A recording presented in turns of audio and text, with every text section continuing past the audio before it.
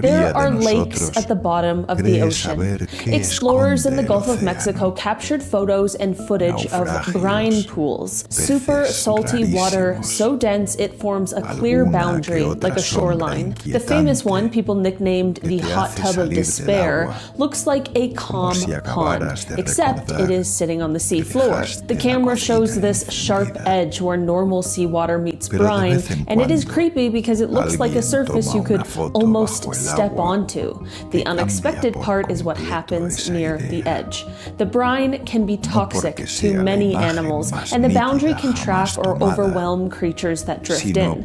At the same time, life still exists around it, including specialized organisms that basically live on the shoreline of this underwater poison lake. So the photos give you this weird contradiction. The lake is deadly, and it's also a habitat. And visually, it's one of the most "this cannot be real" things ever filmed underwater, because your brain keeps trying to interpret it as a normal lake. It is not. It is the ocean doing ocean things.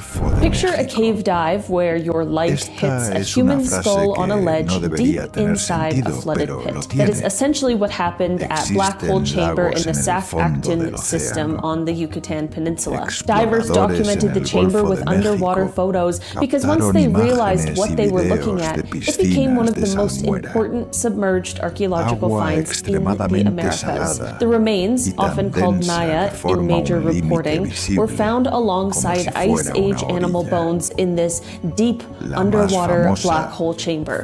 The shocking part is the preservation and the setting. This is not a normal excavation site. It is a hard-to-reach submerged room that stayed protected for thousands of years. Photos of the chamber helped researchers communicate something that sounds impossible until you see it. A human story locked inside an underwater abyss, and it matters scientifically because it helped push forward research into early people in the Americas in a way that only a find this complete and well-documented could do.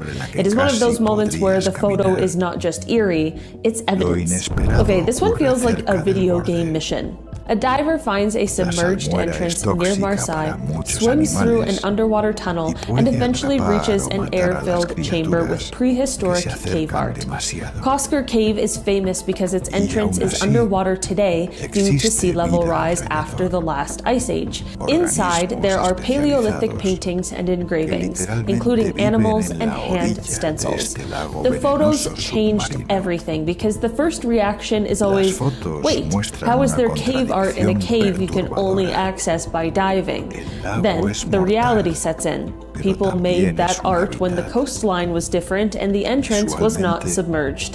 The ocean later rose and turned the cave into a sealed time capsule, with some sections lost to flooding, but many artworks surviving long enough to be documented. Most shipwreck photos look like broken bones. This one looks like someone parked a ship in the dark and forgot to come back. In the Black Sea, researchers working on the Black Sea Maritime Archaeology Project used ROVs to photograph shipwrecks preserved in extremely low oxygen deep water. One headline-making wreck, dated to around 400 BC, was described by researchers and major outlets as unusually intact, with features like the mast and rowing benches still present. The surprise is the preservation level. Usually wood gets eaten or destroyed over time, but the deep Black Sea environment can slow that process dramatically, which means you get photos that look like they should not exist for a wreck that old. If you showed me this photo with no context, I would assume aliens, or a lost underwater civilization, or a prank. Divers off southern Japan started seeing perfectly patterned circles in the sand, like underwater crop circles about 2 meters wide. The images were so geometric that for a while the creator was genuinely unknown. Then researchers confirmed what was actually happening. A small male pufferfish builds the entire structure as a nesting and courtship display. The fish carves ridges and valleys with its fins, creating a symmetrical design to attract females. This became famous enough that the behavior has been studied and described in scientific literature, including how the fish constructs and maintains the pattern. In March 2018, the research vessel Petrel, backed by Paul Allen's exploration team, located the wreck of the USS Lexington in the Coral Sea. ROV photos and footage showed the carrier resting deep underwater, and what made the images go viral was not only the ship itself, it was the aircraft. They documented planes that went down with the ship, still bearing markings, sitting in the deep like a museum exhibit no one meant to build. Those photos hit hard because they feel personal. The unexpected part is how recognizable everything can still look in deep water imagery, even after decades. This one is pure nightmare fuel, in the best way. In November 2014, MBARI researchers exploring Monterey Canyon with the ROV Doc Ricketts encountered a black sea devil anglerfish. This was around 580 meters deep. They captured images that MBARI described as the first time this elusive species had ever been filmed alive at depth. And if you've only seen anglerfish as washed-up beach photos or preserved specimens, the images are a different kind of unsettling. The fish looks like a floating mouth with teeth, with a lure on its head that it uses to attract prey in the darkness.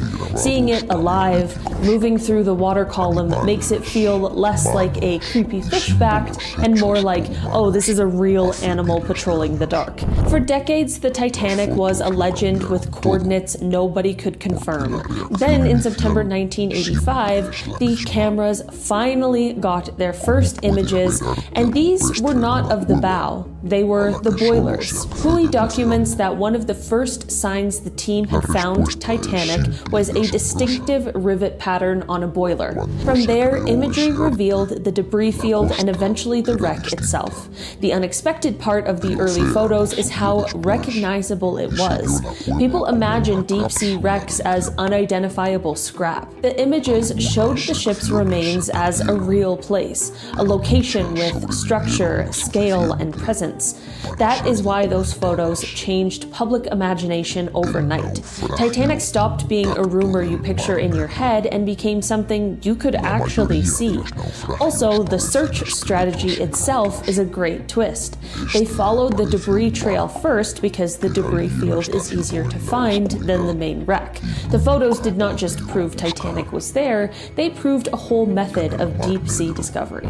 This is the moment the deep sea basically broke biology's expectations. In 1977, Alvin dives along the Galapagos Rift led to the discovery and documentation of hydrothermal vents and the bizarre communities around them. Hui's historical write-ups describe the astonishment of seeing red-tipped giant tube worms and dense ecosystems clustered around venting hot water. The photos were shocking because this is an environment with no sunlight. For a long time, the assumption was that life ultimately relies on sunlight as the base of the food web.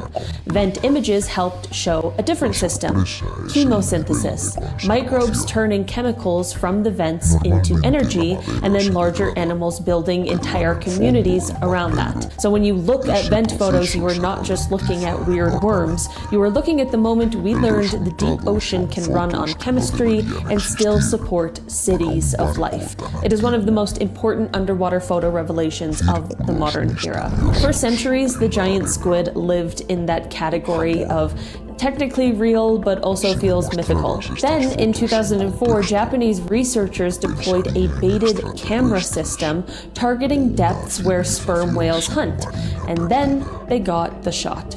A sequence of photos showing a giant squid attacking the bait at around 900 meters deep. What makes these photos so satisfying is that they finally show the animal behaving like an active predator, not just a slow, drifting mystery. The unexpected part was how intense it looked mid-attack, tentacles extended, body partially visible, caught in the flash. Un pequeño pez globo macho. El pez construye toda la estructura como parte de un ritual de cortejo. Usa sus aletas para crear crestas y valles perfectamente simétricos,